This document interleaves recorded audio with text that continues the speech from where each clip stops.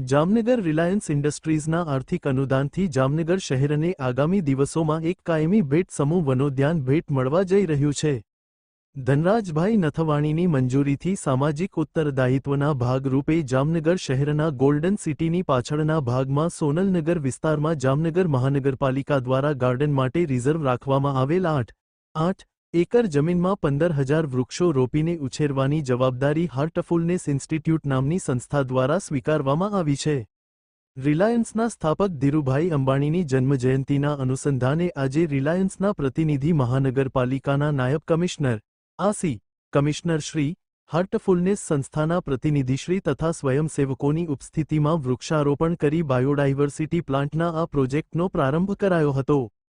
ઉલ્લેખનીય છે કે હૈદરાબાદ ખાતે મુખ્ય મથક ધરાવતી હાર્ટફુલનેસ ઇન્સ્ટિટ્યૂટના મુખ્ય વ્યવસ્થાપક પદ્મશ્રી કમલેશ પટેલ દાજી છે, જેઓ દેશભરમાં ધ્યાન અને યોગના પ્રસાર ઉપરાંત ફળદ્રુપ ખેતી અને ફોરેસ્ટ્સ બાય હાર્ટફુલનેસ પ્રોજેક્ટ દ્વારા વનીકરણ માટે કાર્યરત છે।